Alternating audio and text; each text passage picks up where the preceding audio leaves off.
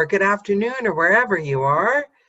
Hold on. We've still got people coming in. Look at all the shining happy faces. Okay, a quick reminder of the protocol, guys. We've got the amazing, with bells and sparkles, Sean Pratt here with us today. I know that this call, I'm not stupid, although I know that I'm like really exciting and you guys all log on to talk to me. I'm pretty sure you're going to have 100 questions for Sean. So what we're going to do is I'll start off as I normally do, but with Sean, we'll just do a few minutes. And if you have any questions you would like to ask Sean, it'll be first come, first serve. I'll be keeping an eye on the chat box. All you do is type in question, and then I'll call on you and you can talk to Sean. But as always, a reminder, this is being recorded. This will be on YouTube forever. If you are not in your nice pajamas, your, company pajamas, and you don't want to be on YouTube, then type your question in and I'll read it to Sean. Right? So I'm giving you fair warning. Thank you very much for joining, and thank you so much for coming on the call, Sean. As Sean is the reason I'm an audiobook narrator, because I was going to quit a million times when I was coaching with Sean. And I remember, Sean, the one thing you always said was hang on, that's how people succeed. So tell me, in the millions of people you've coached, what do you think the one ingredient is that determines somebody that can stick to it? Well, tenacity, just the grit, just to put your head down and do it. That Ira Glass quote about the gap where you start and where you want to go to. There's such a big leap. People come into it and they hear top echelon narrators and they think, well, I'm way down here. I'm no good. And they don't realize the only way to get up there, and they can, is just to put in the time, just to go and do and do and do and do. But this is also show business, and there's going to be long periods where you're not going to be getting any kind of validation, reinforcement, positive reinforcement from your work. You do a book and maybe months before it comes out, or even get reviews. And in the meantime, what do you have to hang on to? You're just working in a little box by yourself. So it's that grit. It's that just put your head down, get it done, tenacity. That really is the biggest to me, the biggest differentiation. Second only, or first only, you're right behind that, understanding the business side of what we do. It's always the business side eventually that will hold people back, even if they have tenacity. If they don't have that business savvy to know how the game is played, they're going to be very frustrated. It is a game, isn't it? It's a game. It's better if you approach it as a game, yeah. Yes.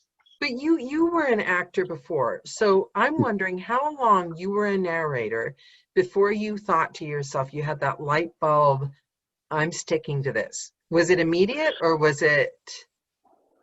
No. When the reason I got into narration was because I had a bunch of theater gigs fall through. I just moved down to Washington, D.C.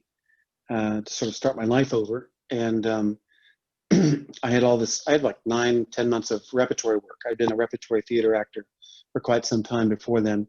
So here I am, this is 1996, so I'm 31.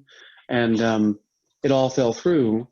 And then so I was left going, what am I going to do with myself? And I remembered a conversation I'd had with an actor from the DC area, and one thing led to another, and I started doing my first books. And it was just going to be one more thing I did as a performer.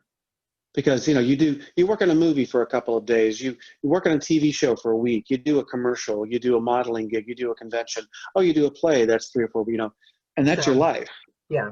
And so it was just going to be one more thing, but then I just happened to be in the right place at the right time as a home-based studio narrator, and the industry was really ramping up. The volume was just exploding. And this is how far away it was, a different universe. My very first 2 clients were Blackstone Audio and Books on Tape. And so I was able to start working pretty quickly, and they had a lot of material for me. And so suddenly I'm going, well, I could stay at home in my pajamas and narrate every day, or hustle for these other things that may or may not come through. And also, to be perfectly honest, at that point in my life, I was trying to transition out of theater. I wanted to get married and have a family. And Right. so all those things sort of came together to go, this is an obvious path. It was the most secure thing I'd ever done in my entire life as a performer. Did you have a moment where you were like, I'm an audiobook narrator? I mean, like a moment of like waking up. I remember one day I woke up and thought, I'm an audiobook narrator. Did you have I that think when moment? I got my first review in Audiophile magazine, back when it was on Yeah. Papyrus, way back Yeah. when, that's when I thought, oh, wow. Because up until then, it was sort of an academic exercise of me taking a script in a little box, recording it on the tape, because it was back then. And then back then they would FedEx you the tapes you were going to record on, the books, the cassettes you had to make the master dub with, all that stuff. And then when you were done, you put it all back in the box and you FedExed it back to the client. And then it disappeared and you got a check in the mail. And it was when I had just started taking Audiophile magazine, and a few months in, I'm fleeping through it, and damned if I didn't see my own name in there. And I was like, I guess I'm legit now. I don't know. We'll see. So that was the moment. I love that. I always wanted to ask you that. Okay, I have our first question. Okay. James Romick would like to know, how do you handle my eyes are bigger than my stomach kind of loading yourself up with projects? Oh boy, that's a good one. Initially, when you're first starting to narrate, you're still learning your ratio of work to finished hour, right? And also you're learning punch and roll, which you all should, he said. So that, initially your punch and roll ratio might be 4-1, and then it gets down to 3-1. The ideal is around 2-1. And so you ultimately, what your workday structure is really like and how much material you can really do. Not stretch. You don't want to stretch every single day because that will just burn you out. But on a normal day, for me, a normal day when I was narrating, not coaching, was 2 finished hours a day. And that was about a 5-hour day in the studio. So 2.5 hours in the morning, long break, 2.5 hours in the evening. So if I know I'm doing 2 hours a day, I didn't even think of terms of books. I just wanted books so I could be recording 2 finished hours a day, 5 to 6 days a week, right? Right. So that's how you have to do it. And I always say, leave a little buffer time. Ideally you want to work Monday through Friday and keep Saturday as an extra. So if you're a little behind, you can start Monday off on the right foot. You're laughing. Why are you laughing? That was my New Year's resolution last year, and I still haven't had a day off. Except for being sick from having overworked and not taking a day off. Yeah. Well, it sounds great. Andy Arndt says do that. It sounds great, but you must be seriously disciplined and structured to make it actually work. Well, my father was a fireman for 22 years, and my mother was a secretary and office manager for 40. So it's all about planning and execution and knowing what you can do. And yes, I'm also very type A. So the idea being that I schedule my day in 30-minute increments, and I know what I'm up to. Even if it's 30 minutes to go take a nap, it's still in the schedule. And that's how I can accomplish what I do. So it does take a lot of discipline. But the reward, of course, to me, the reward is I get to work at home. I don't have to put a suit on. I'm not working for a manager who's going to yell at me. I don't have to drive through traffic. I don't, and those kinds of, and I'm doing something I really enjoy. So that's, if it requires that level of discipline, then so be it. Yeah. I love that. I think it was a surprise first starting to work from home that the discipline wasn't required to get me to work. The discipline was to get you to get a day off. Because when you work in offices, you've got no problem Skyping off. Yeah, I know. Well, but it's interesting you say that, though. I know plenty of students and friends who, I'm going to get in the booth now, and the next thing you know, they're folding laundry, or they're doing, something else besides that, and then they turn around like 2 hours have gone by. And, oh crap! Now it's time to go get the kids, and I've blown my window. So you really do have to have. It can go either way. I mean, I was a workaholic for years because I had to be, raising kids and. We lost our health insurance during the Great Recession. And so we were both, when I was married, we were both just working all the time. And you also, there is that freelancer anxiety of when will I ever work again? That always is in the back of your mind. Yeah. You know, so you That's take every another job you can. lesson.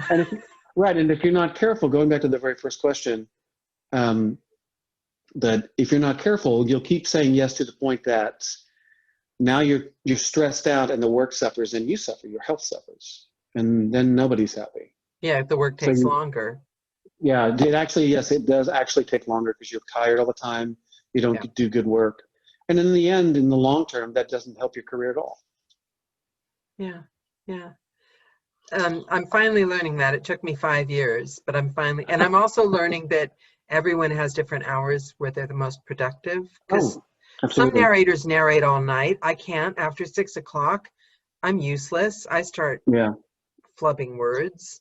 Everybody has a biorhythm. It's learning your own biorhythm, or when you need to juice your biorhythm up a bit before you do something. That's also important. Some people's biorhythms are not waking up early in the morning. Right. And that's fine if you can make it work, and it's also the practicalities, we'd get the kids on the school bus, and now there's a window, and tag teaming out of the studio, those kinds of things. That's important. It's and it requires a great deal of discipline. But the key is also and also giving yourself a few buffer days on either side of something. I'm just literally 2 hours ago, I just had a meeting with an author and a publisher. It's like a 20-hour book, I'm guessing. It looks to be a really interesting project.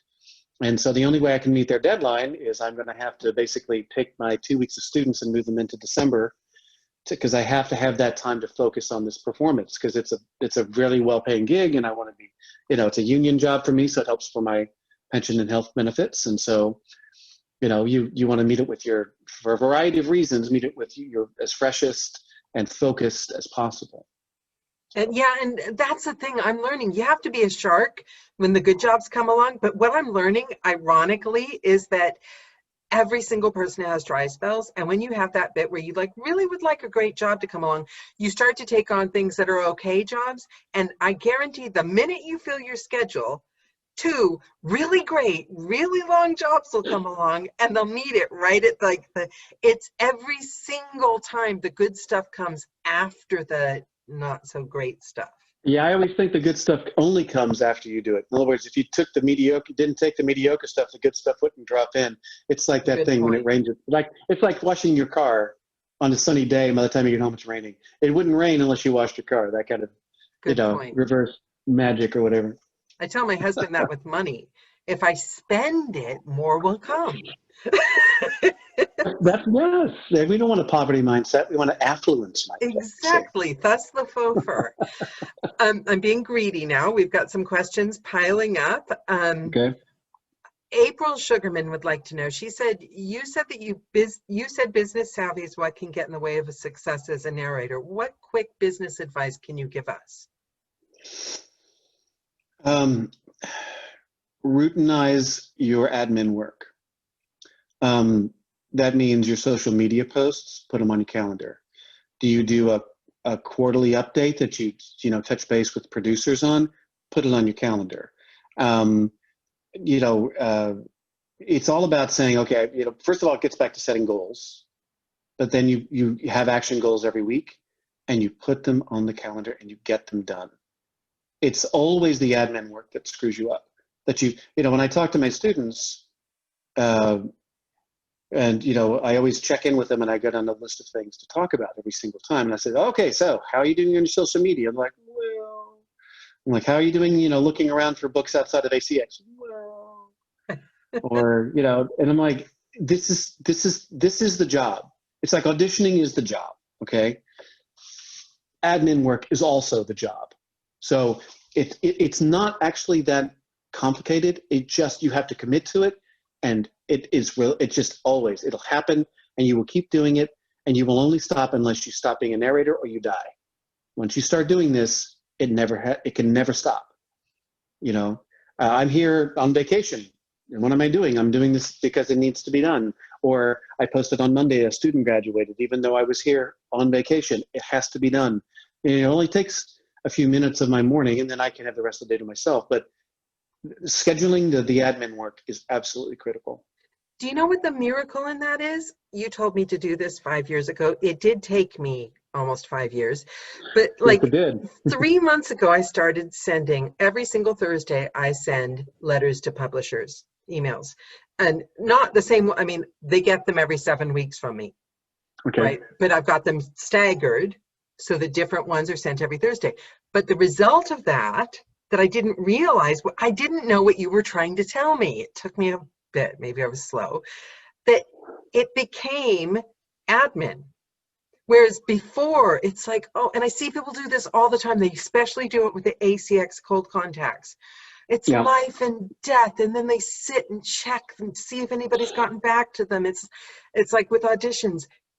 To me, it's just an admin task. I can barely, of course, I'm polite and personal, but I love that. You told me, you said that 5 years ago. I kind of wish I'd gotten it. But that was You'll get what it you when were you're ready. saying. Yeah. It's like auditioning. You know, the job is auditioning.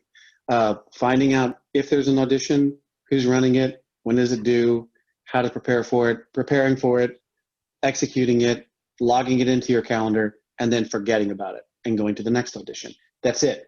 It's just a cycle. And you do the audition and you forget about it and you keep going. And it doesn't matter if you audition for 2 projects that happen in the exact same time. Don't worry about it. In fact, if you get both of them, you can use each one against each other for leverage. You just keep auditioning. That's it. This is a sales funnel.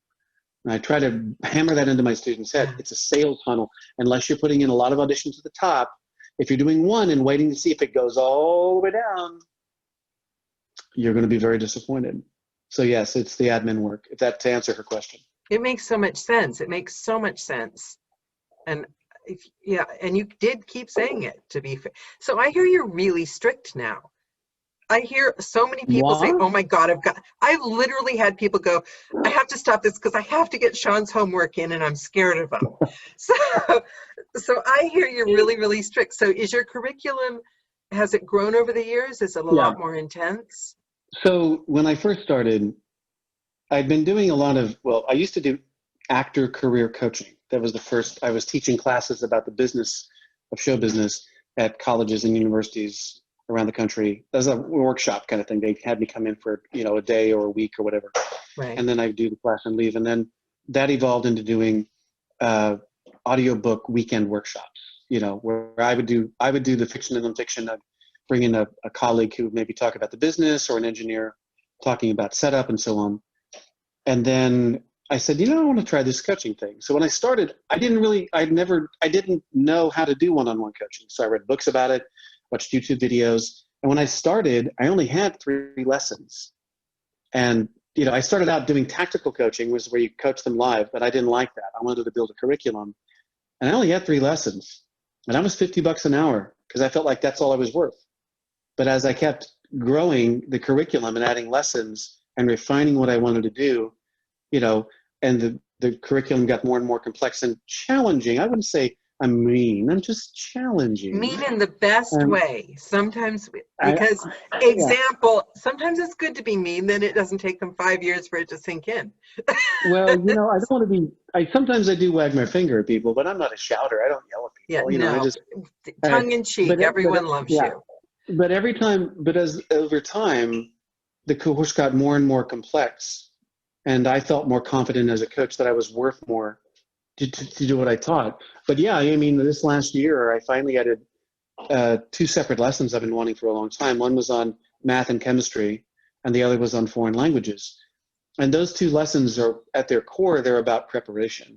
Math and chemistry, as in reading them. Like medical, like mathematical equations or chemical formulas within the context of a nonfiction piece. And with the foreign language, I do something really tricky with them. There's 4 pieces in that section. There's German, French, Italian, and Spanish. Wow. And so when we get to that moment, I go, okay, so do you speak any read in these languages? And they'll go, oh yeah, I'm really good at Spanish. I go, great. That's the only one you can't pick from. And so I make them learn and deal with a piece of, they have to do 2 of those 4. where they have to, it's a normal piece in English, but it's interspersed with, say, German and German French, phrases, or it's about Marat being assassinated. So there's French and French places and names and sentences. And it's the challenge of having to talk with a native speaker, write it down phonetically, and then perform it and try to sound passable. You're not trying to sound like a native speaker, but it's a very big challenge. So the point is that the curriculum makes it difficult. And I just expected, I figured, you know what? We're all grown-ups. They're paying me for my time and my expertise, and I'm going to make sure they learn something. And they are all messaging, not mean at all, patient and a teddy bear. But I do say, I mean mean in the very best way. I choose my coaches, and I'm kind of famous for this. I like my coaches mean. I don't like, and I say that and they all look horrified and embarrassed, but I like a coach that's going to tell me straight out, or else I feel like, why am I spending money? If I can go on like Facebook and ask my friends and they'll tell me nice things, but you've always been honest and candid and straightforward, but you didn't used to be so, well, maybe just, I probably drove you crazy because I don't think homework is my strong point. You didn't drive me crazy. It was your budgie bird that drove me crazy. Yeah, and all the chirping in the background. Yeah, I'm sure he is. Sure he is, Dan Bird. No. To me, it's that maybe it was because of the way I grew up in the theater, and also when the college I went to get my BFA, they never yelled at us. They just loaded us up with work, and we were expected to do it. And it's that thing where suddenly you realize you're expected, and all your classmates, you're all expected to rise to this level of, and everybody, made that thing. And so there's always a big learning curve with those first couple of lessons where the student, when they come in, realizes, wow, this isn't just me having fun reading words anymore. There's a lot more to it. Yeah, it's that moment you realize this stuff is like, I can't fly by on like being a great cold reader anymore. That's when you realize it's kind of a harsh lesson. I can't get by on charm. Yeah, it's a nice boot camp. What do you see? What do you wish? Because I use that as an example. I joke around, right? But I do remember being in a bit of a fog. Like over the last few years, I look back and I think, oh, that was what he was, and I do that to all the coaches. That was what he was trying to tell me. Oh, that's what they meant. But it's always like in retrospect after I've learned the hard way. What do you find you wish people would understand that you try to say, but that it's hard for new people to grasp or really take on? Actually, the thing that they're hard to grasp is what you actually just pointed out, but in a slightly different manner. I'll give you an anecdote. So I was the company member with the Pearl Theater, which was an off-Broadway classical repertory company. I was the resident male juvenile for 4 seasons. And so when I first started, we did a piece by Marivaux, which is a French playwright from the Watteau period. If you know your painting areas, it's before the Revolution. And it's all this delicate French comedy. We'd never done anything like that before, and I was the new guy anyway. And so we had a ballet teacher come in to teach us the movement, and we had this French director give us advice, work with us on this stuff. And we did the first production, and it was just awful. We didn't get a laugh for 3. It's like 2.5 hours of walking around in slippers and not getting a damn laugh. Anyway, so it was a really hard experience. Fast forward about 2 years later, we did another Marivaux over our strong protests, but Shep wanted to do another one. And it was fantastic. Fantastic. Why? Because we took the experience, as hard as it was, and we internalized it, we learned from it, and we grew through that. So when we came back to that particular playwright and that style, we were ready. So actually, what I tell maybe I didn't, or if you don't recall, but I want to say is that every time you come to the dojo, as now they call it, right? I'm teaching you a dance. But today's dance requires you to balance a chair on your nose.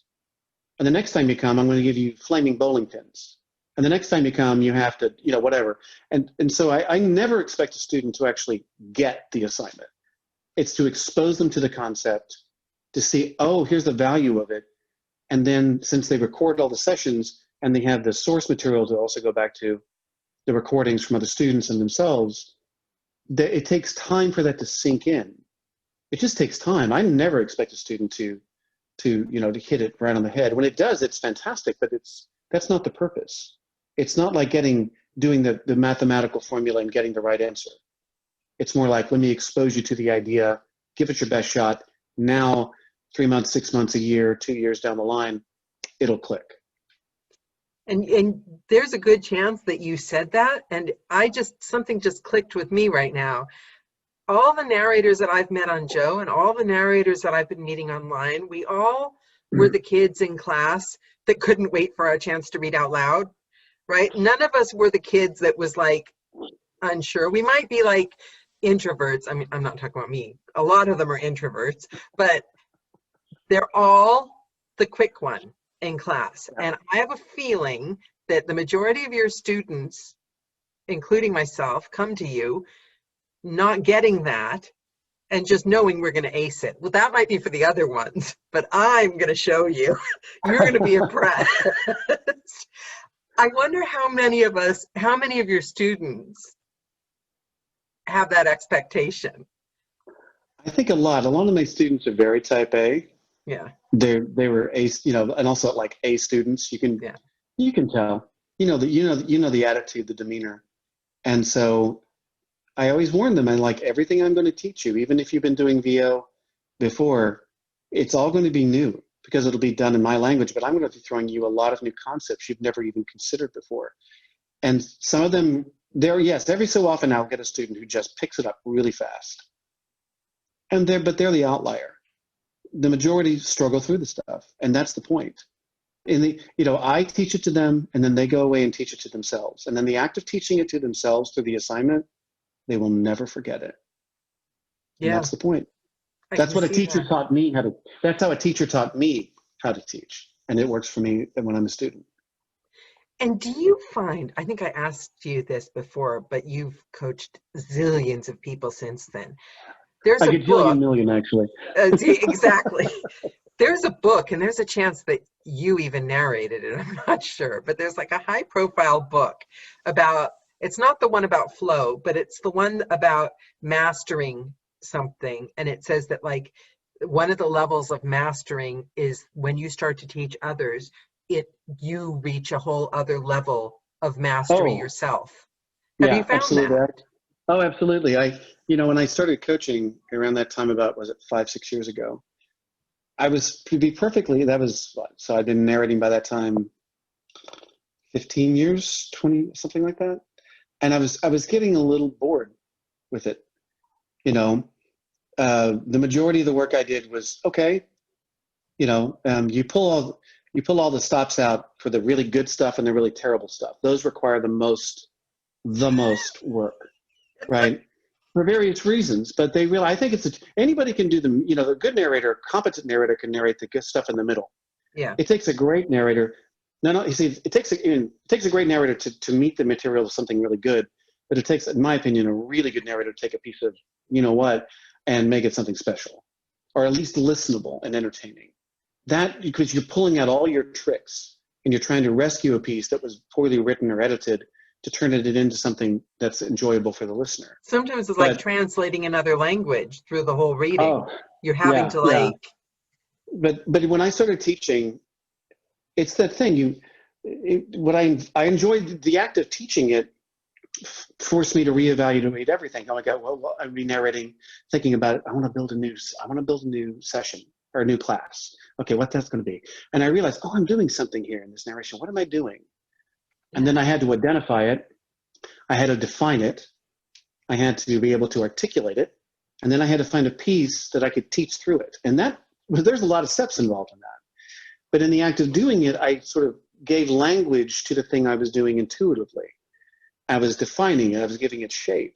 And so in the act of doing that now, I had literally created from nothing a tool that I could say, I'm going to do this now. And I could pull that tool out of my bag and use it when I need to. Up until then, it had just sort of come in, from my gut, as it were. But once you define what the tool is and know exactly when to use it, you'll always, and you keep it sharp, as it were. I was a carpenter, so they're all tools in my head, right? But you pull it out. So yeah, absolutely. Teaching has made me a much better narrator. I went to a whole nother level with the quality of my narration. And are you still, is it exponentially going up, or are you at the level that you're plateaued and you're going to have to take another step? So it's one of those things where I forgot. There's a mathematical analogy to it, but when you start, you're way down here, and you're moving forward in your career, and then suddenly you make a jump, and you go a little further, and there's another jump, but there's a plateau, then another jump, but over time, the plateaus are longer and the jumps are smaller.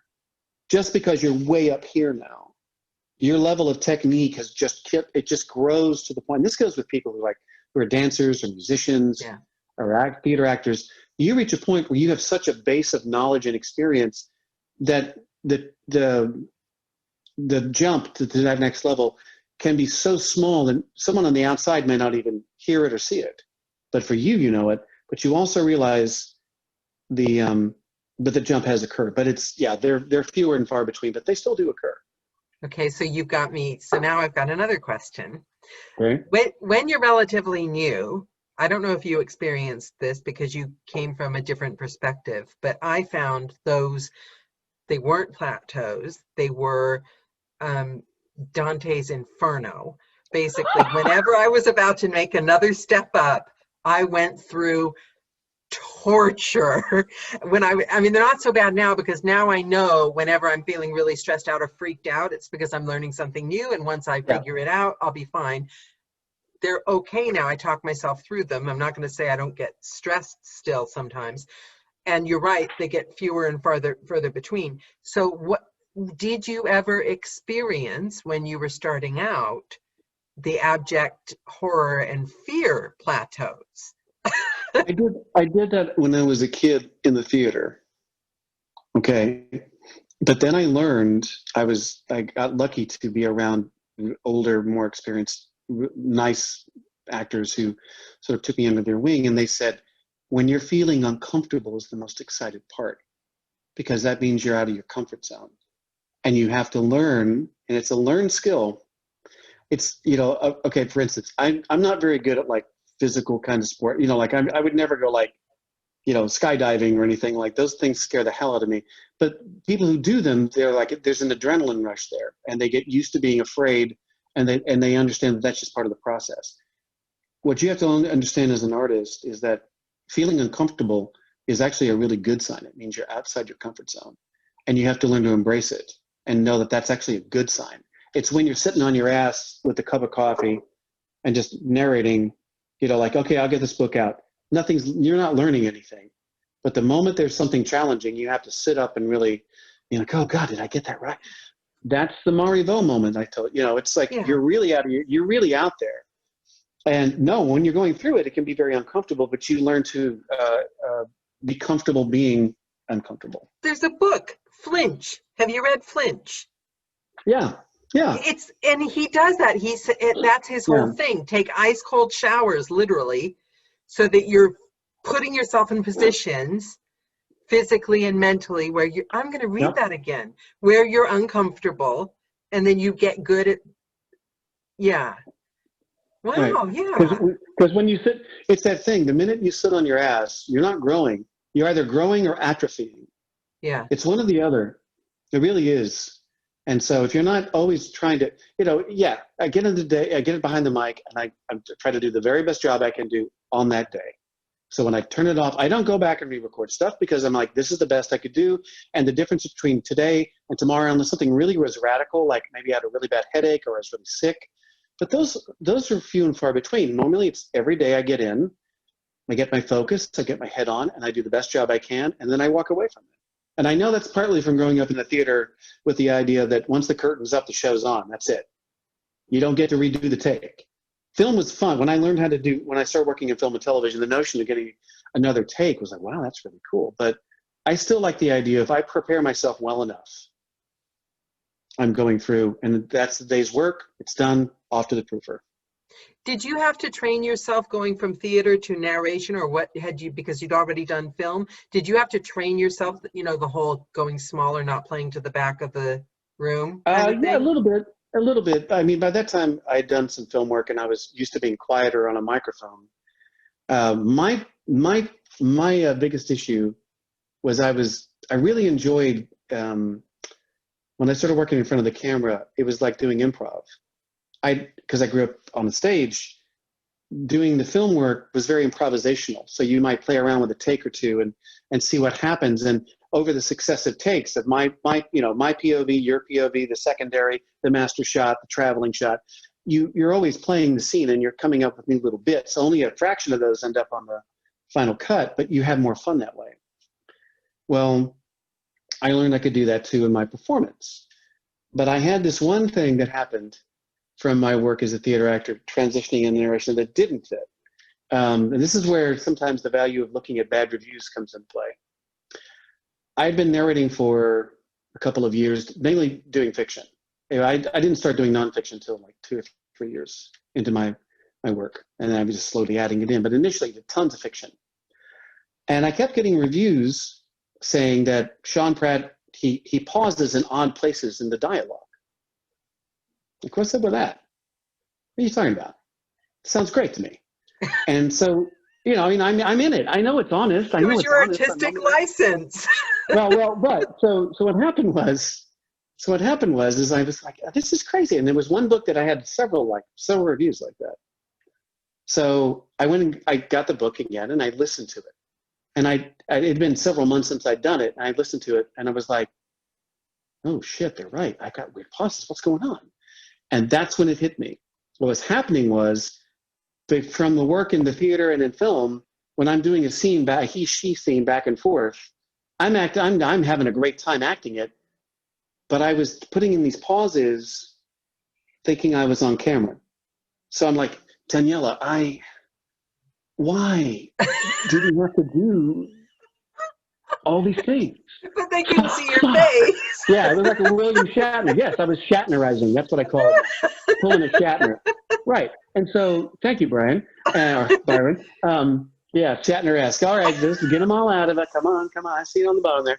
But that's what was happening. I was playing the piece. In my mind, it felt absolutely connected. And so I had these weird pauses. So the trick I came up with was a vocal filler. So I'd go, Daniela, why do we have to, are you okay with doing that?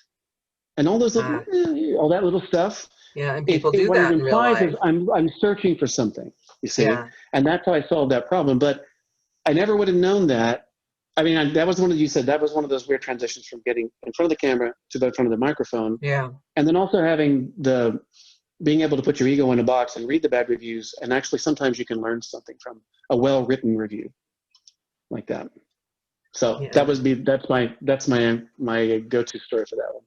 Did you have so what did you find hard? I mean, my biggest battles have been with myself, being overly reactive to things. And what was your biggest struggle, either in the business or the narration? What was your biggest thing that you had to get a handle on coming up in this job?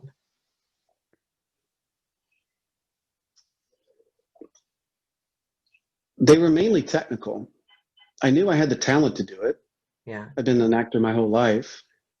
I knew I could learn the technique. That's why it's called technique. The problem I had was things like I wasn't used to speaking that long behind a microphone. So I had vocal issues initially. I had some diction issues, like having to pull back my diction and make it looser. I had to really had struggle initially with just reading the damn words on the page and not, unconsciously editorializing. That was a really big issue for me. And then also learning just learning to slow down. What I mean by that is there's this thing when you're first narrating and you start the first sentence of the paragraph, okay? And the first sentence, you get it right. And your mind, you go, hey, I didn't screw that up. And you go to the next sentence and it's just a little bit faster, right? Your mind's like, oh, let's keep going. And you get to the second sentence. You're like, hey, I didn't screw that up. And you go to the third sentence and you keep going, and then suddenly you make a mistake. And so I was only getting like 2, 3, 4 sentences in a row before I got too fast. It's one of those, it's like how when you're a little kid, you're trying to get out some, in the room with the adults, and you want to get your story out before they shut you up. Mm-hmm. So you talk pretty quickly. It's that kind of impulse. And it's learning to relax and then settle into your own natural cadence. And that's a really weird moment to know, I can slow down a little bit, and the listener's not going to get bored, because actually by slowing down, we're talking fractions of a second here. But settling into my own natural cadence, I have more fun with the text. Yeah, and I'm also more with the text. Yeah. I'm making fewer and fewer mistakes, and it sounds more conversational. So that was it was like vocal posture, but also I guess the last thing also just stamina, just having the stamina to get through, 2 hours, to build up to do 2 finished hours a day was a huge, first it was 1 finished hour. Yeah. And then, can I go 90 minutes? Then can I go 2 hours? So it was purely technical. I've been so great. I've been kind of monopolizing you. Lindsay Dorcas wants to know, how did you resolve your vocal issues, and how do you maintain vocal stamina now? Okay, so in the morning before I narrate, I take about 10, 15 minutes and I do some physical warm-up. This is something I did for years in the theater. Some sun salutation stuff, rub the face, stretch, light vocal, scales maybe, blowing the air through the lips and all that stuff, the basic kinds of warm-up. And then I breathe, do some breathing exercises. And in the act of doing that, I'm getting myself mentally centered. I found now over the years, it's the mental game is just as important. And then when I'm in the booth, I always wear like gym shorts, loose fitting thing, nothing with a belt. I never narrate when I'm full, or if I've just come back from the gym. I sit when I narrate because that's just the way I learned it. Why not if you just come back from the gym? Why would that affect? Because my heart rate's up, and I can't get a good breath without panting. So it's a subtle thing, but it does matter when you're doing really long sentences. You won't be gasping for breath. And then when I narrate, I'm always at the front of the chair, feet planted. From the waist down, I'm just locked. From the waist up, I'm moving. But then the other piece was learning to put my text at eye level, not down. I don't read it out here or here or here. It's straight ahead. And once that's lifted, it takes the pressure off of here.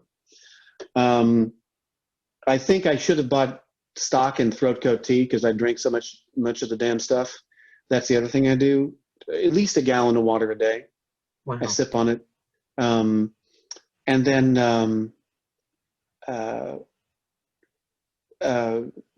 those were the issues that helped. And then and once I began to relax in front of the microphone, I took stress off of here. And when you're going longer and longer takes, that means you're not having to repeat yourself, which means you're narrating more material in a day without having to.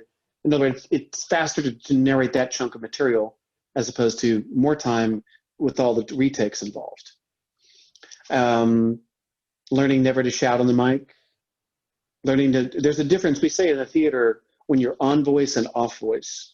So when you're on voice is when everything's resonating, your voice is strong and fresh, and you can really pump it out there. But sometimes, like on a Sunday matinee and you're tired, you learn to stay off voice, where you just sort of keep it lighter in the resonance, and you work your diction a little bit more. So it's not as punchy vocally. It doesn't have as much boom to it. But we're only talking that far away from, actually this far from the microphone, and it picks up everything. So a combination of all those things together finally let me relax my voice. And I take a nap. Don't forget the nap. There we go. I always reset my voice every day. Can you just go to sleep? I mean, you just go to sleep and wait. How long of a nap do you take? I used to, when I was a carpenter in New York, a theater actor, I used to take naps on the A train, coming down from Columbia Heights all the way down to Tribeca. I'm incapable. And you have one ear cocked, and you pop up, and off you go. So yeah, I can sleep anywhere. That's a skill. I want to know one moment in your whole career that was like the most exciting, amazing moment. That was like you either got a book or something happened that you just thought, like a little kid, wow. Infinite Jest. So back in 2000 and, oh boy, I'm going to get this wrong. I'm going to say around 2009, I think it was. I got a phone call from a man named John McElroy. Grover Gardner, who's a friend of mine is a narrator and works at Blackstone. He recommended me to John, and John said, "Hey, he called me out of the blue, and next thing I knew, I'd spent almost 2 hours talking to him about life and politics and kids and everything else. And he's an audiobook producer. He also runs Elgin Productions, which is also a paymaster. And he said, I've got this project. It's coming up. It's not been officially approved yet, but I think you're the one I want, to put forward for it. It's called Infinite Jest by David Foster Wallace. And I'd heard of that book, but I'd never read it. By that time, I was narrating every day. I actually don't read for pleasure anymore. I just read for work. And he said, we'll keep you in touch. But in the meantime, let's do this other project. Basically, the other project short bit was the audition, as it were. And then when the word came down from Hachette that they wanted me to narrate that piece, I began to sort of go online and read about it. And I call that my Jean-Luc Picard moment. When Patrick Stewart got picked, he went over for the final read to read for Next Generation for Jean-Luc. And he says, I heard him say once in an interview, he said, I really had no idea what I was getting myself into, that I was about to become part of this American mythology of science fiction. Wow. And so for me, that book, I did it at the time like, oh, this is interesting. I had no idea just how big the fan base is for that book and that writer. And as I went further and further, because it took us almost a year to record it. Right. And as the year progressed and the pre-marketing went out about it, the response was huge. And I was like, I think I just looked into something that's going to be really big. And sure enough, it was. So yeah, that project in total was one of those moments. Wow. Yeah. And when did you do that?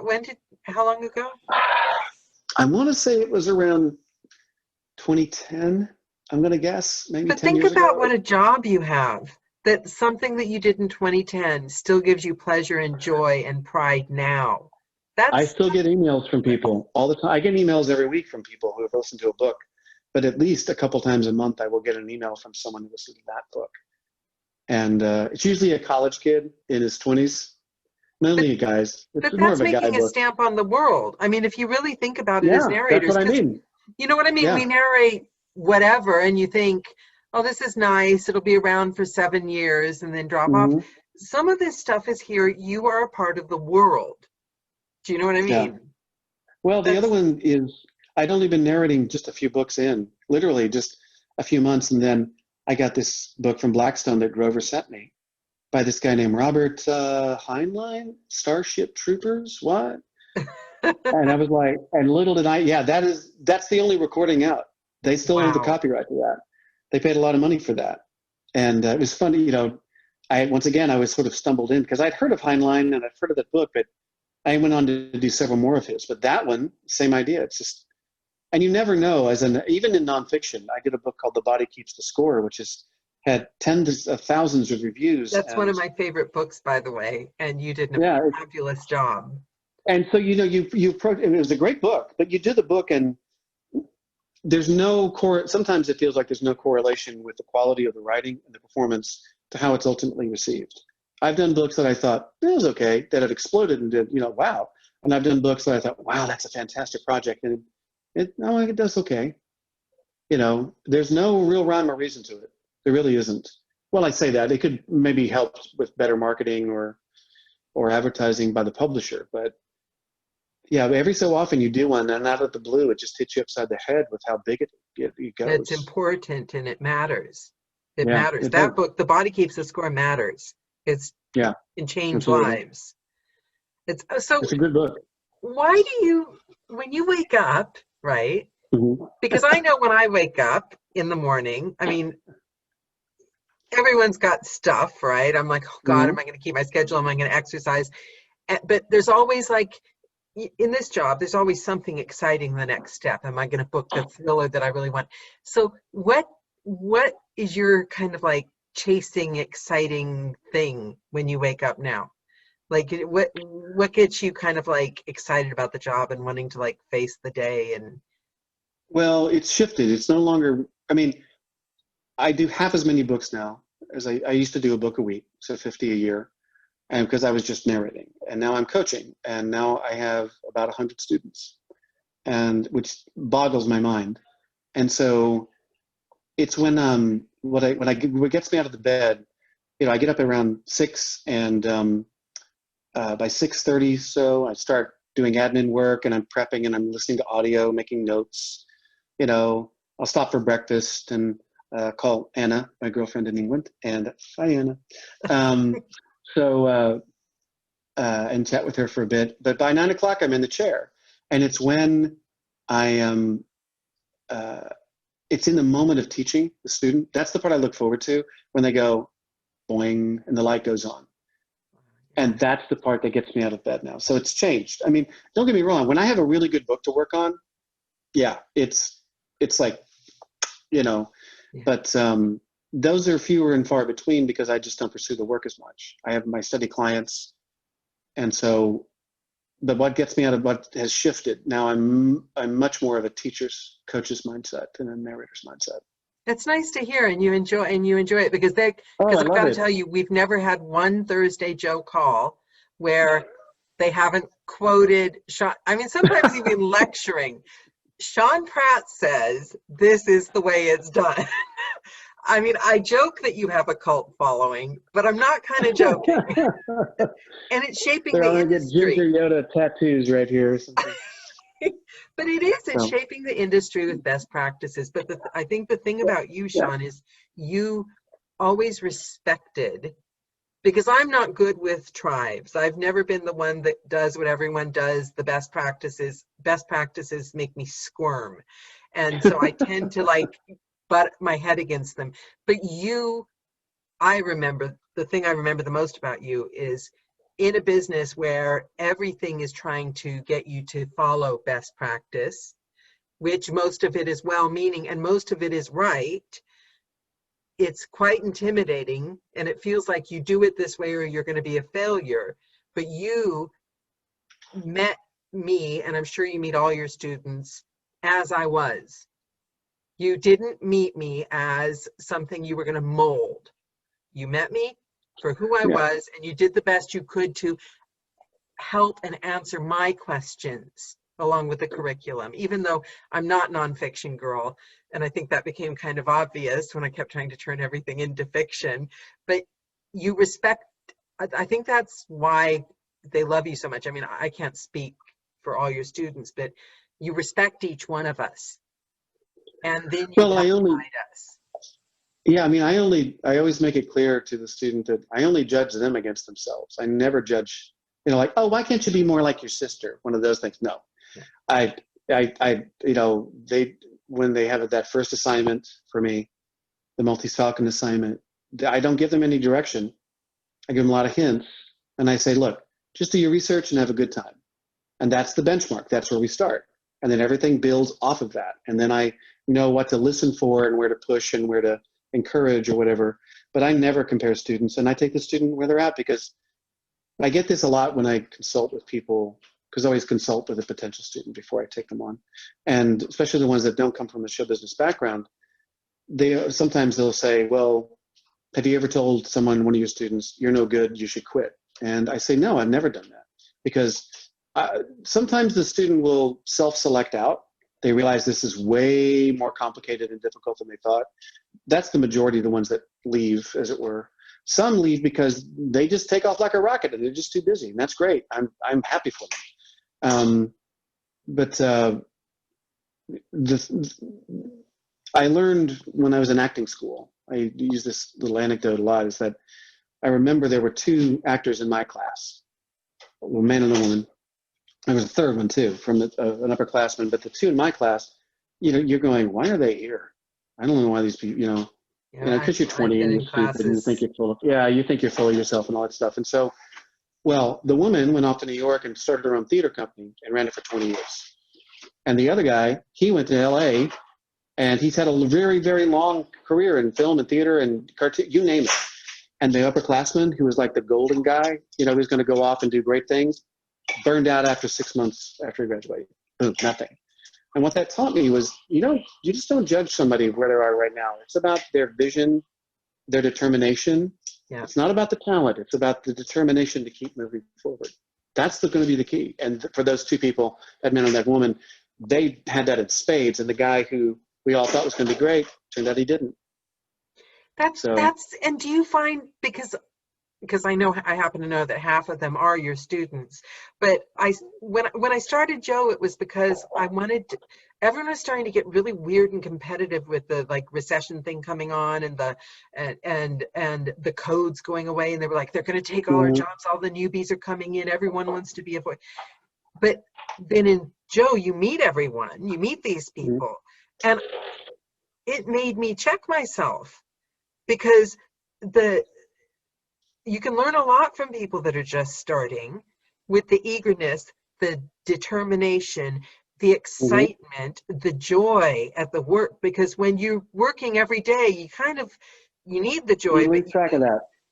Yeah. Yeah, it's good. Sometimes that newbie who comes up and like, hi, I just started, I got a microphone, and you're like, and it's instead of being the cynical, yeah, whatever, kid, go, I remember feeling that way. I remember feeling the first time Blackstone mailed me, Starship Troopers in the CD box. Actually, I remember when they used to mail it to me in the cassettes.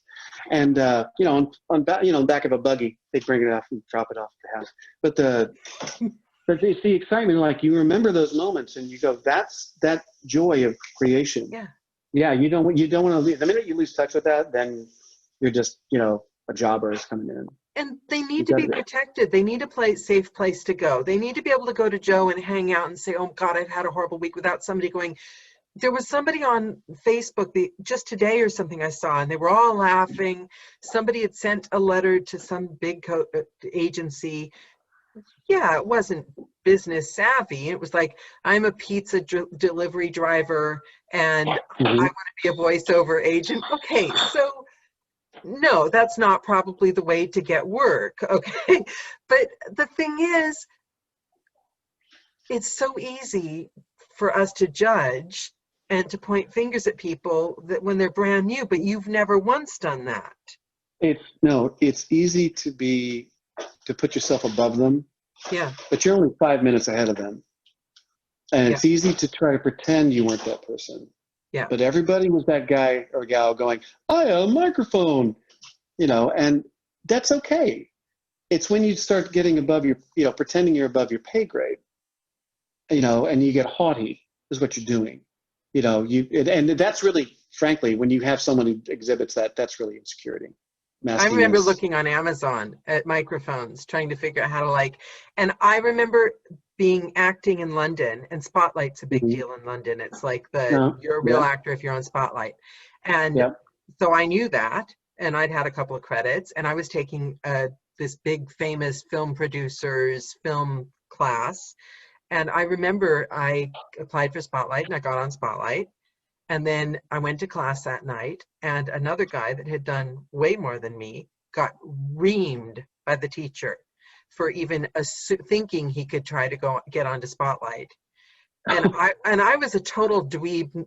After the class, I was like, I just got on Spotlight. I've got no credits, like burlesque, right? It's like, if I can do it, you can do it. That guy's in movies now. I don't know where the guy teaching the class is now, but you know what I mean? It's really, it takes one word for you to dampen somebody's enthusiasm and yeah, no, you need that enthusiasm. It sort of sustains you through the hard times. Because trust me, there's plenty of them. Everybody pays their dues, both physically, psychologically. And if they don't, they go. You said that. Some people go because they get more work. Some people hang on for way longer than a year just because they like talking to Sean and they pretend that they're still supposed to be taking classes. But it's funny. Yeah. I always tell at the last wrap-up session, I bring up the fact that when I have the consultation with them and I say, well, you're looking at least 12 to 14 months. Easy. That's the minimum, probably. And some go usually a year and a half, 2 years sometimes because of breaks in between. But we get to the last class and I said, I'm going to bet you when we had that consultation and I told you it was going to be 12 to 14 months, in the back of your head you thought, Jesus, that's going to take forever. And then you turn around and it's over.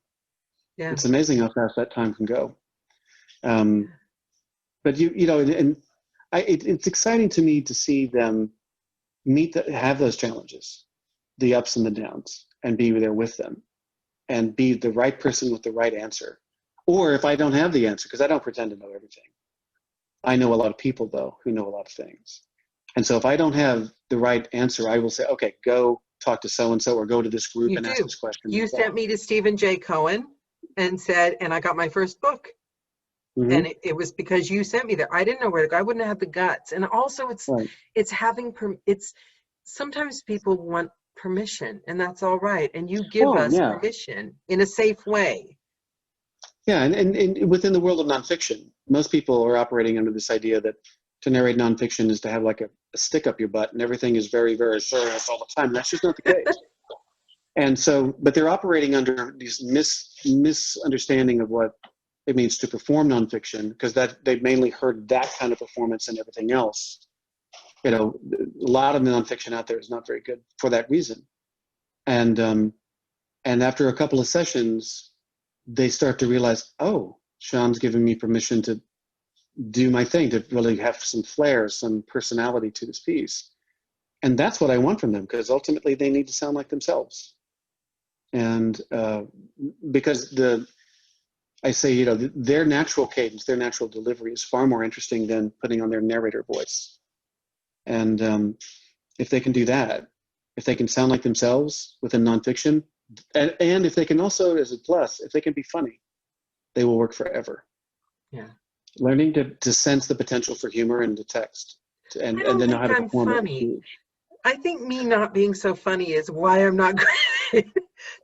I laugh at my jokes, but nobody else laughs at my jokes. That's okay. I'm a dad. I know that feeling very well. Yeah. The thing is, and I do the coach thing. I mean, I went through a thing where I'm like, I don't need coaching. What are they going to teach me? And then I thought, oh my God, I've got to get coaching. And each coach, I actually wrote an article called I'm a coaching slut or something, because every coach, I would like reach another level of, oh my God, that's what I could do. But the thing is, they all had the one thing in common with you. And I think in the audiobook world, we're lucky that most of the coaches, most of the ones I've met, love it.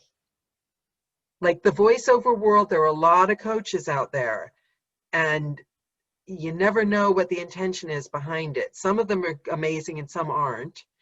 Mm-hmm.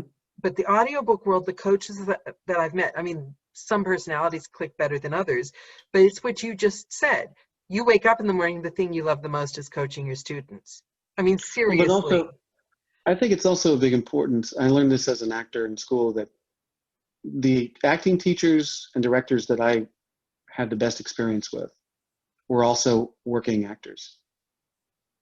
And so the majority of, I think, the good coaches, not all, I'm not making that as an absolute, but the majority of narration coaches out there are working narrators themselves. Yep. So I've just run down the list. They are. The ones that were the best all do the job. And so you can find in other kinds of VO teachers who don't do it anymore, they just coach. Yeah. But that's so, you know, that goes with any craft. Yeah. To me, there can be a disconnect over to the experiences I've had with acting teachers and directors who no longer act unless they're a natural, unless they're an outlier. But it's like they just don't, I don't know, they don't feel it anymore. It's hard to explain, but there's not that kind of camaraderie or that mutual experience that's still fresh. Yeah. You know, so, you know, it's one thing from, you know, if I were just a coach to do them, but when they know that before I, you know, or when I'm wrapped up with my 4 o'clock session, I'm going to get in the booth, I'm going to narrate for an hour. You know, so I'm still doing the thing I teach, and there is no other substitute for just getting in there and doing it.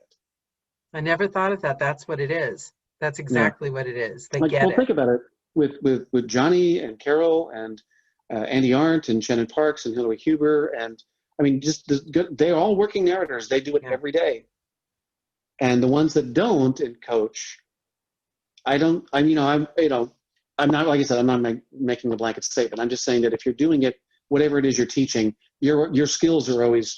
Yeah, I'm sure there's always an exception, because you know who I loved Paul Rubin, and I don't think he narrates. He's a director. Right, he's one of those outliers that he's very good at what he does. There's always an exception that underlines the rule. Yeah. Yeah. Absolutely. Yeah. But yeah, you're right. That's a good point. And that is what made it so simpatico, was Hmm. that I knew that they knew Right. and that they Right. care. They all care. Oh And I yeah, love that. I want all my students to be successful. And there's plenty of work out there for everybody. That's the thing that I remember when I first started coaching, some of my colleagues were saying, well, aren't you just training your replacement? And I'm like, no, no, no, no, no, no. I'm like, when they get, when they get 800 books under the belt, maybe we can start talking. But yeah, I am at a very high level of technique, and they're Yeah. starting out. So, but in a way, I am also doing my replacement, because eventually I will be narrating. And yeah, I want those people coming up. I want them to be great, and I want them to make money. I want them to have a career. But I want also, them the to realize their stronger they dreams. are, the strong. Do you know that I got several concerned people messaging me when I started Joe, Hmm. suggesting that perhaps I shouldn't be doing it, that people should learn that I'm not doing anyone any favors, giving them free information or helping them, or, when they're, it's like, but you know what? The stronger we get, the stronger we are.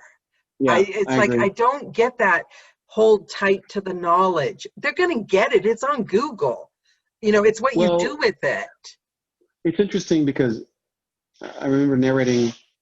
Um, I remember narrating the pieces and thinking that uh, I narrated a piece that taught me this. The author said, an idea in and of itself has no value. It only gains value through execution. Right. And so you can, people, every so often I'll have a coach ask me, like, you let them record the session? I'm like, yeah, it's their session. They paid for it. Well, aren't you afraid of trademark issues or, people taking copyrights? I'm like, no. Which also leads into something else I've learned as a coach, which is, I think it wasn't something I signed up for initially. It came to me after a while that part of being a coach, a narration coach, a mentor, is you're also a bit of like an armchair therapist. And the good coaches, the ones that are successful, learns how to listen and guide and be a confidant or a shoulder to cry on or whatever. And that's actually part of the job, which I didn't really think of it that way when I started. I thought I was just going to dispense what I knew in some kind of format or curriculum. But the further I went into it, Yeah, you're and I reaching a worked with, hand down to give someone a you know what? I could write a diet book. I could tell everyone the most cutting edge diet tricks on earth. I know everything. I'm not skinny. It's what you do with it. But it right, is. But yeah. you're right. The part about being the therapist, you're giving someone a hand up, and it feels good. It makes you better at what you do. It makes them better. And who knows? One of those people could end up running the audiobook world one day, and you're the one that helped them. But Well, I mean, so Clayton Butcher was one of my early students. He now runs Two Words Publishing. I'm trying to think of some other people that have really gone on to do other bits and pieces. Well, he just popped in my head, but what I'm thrilled is when I get to see a student of mine, get an audio file review, yeah. or I know they quit their day job and they're finally working full time. And that That just just happened that recently to one of your students. Oh, She a lot, posted, yeah, yeah, yeah, just the other day. Happy, as yeah, excited as anything, well deserved. yeah, And you know what I mean? and It's I feel I don't claim that success. What I did was I showed them a way to it, and they put in the work. I showed them the path, and they went down it. yeah. And And so that was my contribution. together you're yeah, it makes you a happy coach, it makes them a happy student. I Yeah, mean, really, in this day and age, we could use a little bit of yeah, I yeah. completely monopolized you. Does anybody, we've run out of time as well. Sean was quite good with time. The hubris of walking through the door and trying to shut it behind you. This from Melanie. We all started somewhere, and VO has a history of support and openness. Lisa says, great chat. It's National Coaches Day today. Is she serious? Terribly Okay, appropriate. Okay, for all my fabulous. students. All right, where's my card? Where's my thank you card? Seriously, I wish I'd know. Get me in trouble, Lisa. Well, you know, we could, if you would like, I could come back another time and we could pick up on all the questions we didn't would answer. love to have you back anytime. Okay. And especially, Yeah. I love the Ask Sean Anything format. That was, even though I didn't give them that much of a chance to ask. It's Okay, so next time we'll have to be stricter with you. Someone will have to be stricter with us. Yes. Other So, people will be allowed to talk. right. So everybody who's seeing this, keep your eyes peeled. We'll do another round of this, and then Yes, definitely. then we'll make Daniela just read the questions up the Yes, monitor. definitely. Yes, I've got all my burning questions answered, so I'm good. What's your second choice? LOL. Wait, I missed that one. Oh, narration slump. Can you address narration slumps real quick? I know we got to go and we already said our goodbyes, but what do you have to say about narration slumps? It comes up on every Thursday call. I've noticed it's just part of the business. You mean like booking the work? Oh my God, I don't have a book in queue. What do I do? Okay. All right. So the best time to start looking for the next play you're going to be in is when you're in the green room of the theater of the show you're doing at that moment. It doesn't matter how busy you are in the moment. I yell up. This is one of the things I do get angry about. You never stop auditioning. You may have 7 books in a row all lined up and you're working your ass off. You still carve out time to audition. Okay? You still are hunting those work on ACX. You make sure or you go on to BookBub, or Amazon, you start hunting down work, or make sure your stuff is on Findaway. It's the admin work, and auditioning is admin work. You just get it done. And that's the best antidote to that problem. But that being said, inevitably you will have downtime. And the key for those downtimes is to keep a running list of little tiny niggly bits of things you have. Oh, I need to go do that one thing. And keep that long list. So the minute, if there is a downtime, you go, let's work the list, right? So I'm going to go through and I'm going to go reorder those demos, or I've got to record this one demo, or I want to rework this one part of my website. Oh, I promised I'm going to follow up with that lead. I'm going to get that coach, so you have a list of things to do. So you're always working. You're always working. It's not necessarily in that moment you're not narrating, but you are working on the career. They say you either work your business or you work in your business or on your business. So like this year for me has been mainly about working in my business with so many students in the narration. I had bigger aspirations for some other yearly goals. My hope next year is to start to work on my business more. Maybe work on, I've got an idea, a book idea, I've got an idea for some webinars and so on. That's building the brand, that's building the business. And that is the best antidote. Besides just keep auditioning, keep a running list of small to-do items, and then you can jump on them and get them done very quickly. Got it. So it's not a narration slump, it's an admin day. Wonderful. Okay. Thank you. I can't thank you enough, Sean. This has been fabulous. Oh, no, as always. You can thank me some more. I will. Don't careful, because I've thought of 3 more questions. You'll never get out of here if you let me. Yeah, so we'll do it again. Just let me know, and I'll be happy to come back. I will. Believe me, you will be getting an email. Okay, fair enough. Thank you so much, Sean. It's been fabulous. You guys, thanks so much for joining us. And again, the fabulous Sean Pratt. Thank you to everybody who wants to spend the time watching this video and who watched now. I really appreciate it. I hope I was able to give you some information you can work with. Like I said, I'll come back and we'll answer more questions and make them as detailed as you want. I'm here for you. So that's what the format will be. That was really good, because I never thought that we should also address the YouTube audience, because they're going to be watching for years. Brilliant. Yeah. I'm going to put that in everyone from now on. There you go. Thanks, Sean. Thank you. I can't thank you for your time. It's been amazing. Take care now. Okay, take care. Have a good day. Bye-bye. Bye. Bye-bye. I'll post the recording and I'll send you a link. Okay. Okay, bye. Bye, everyone. Thanks, Sean. Thanks everyone.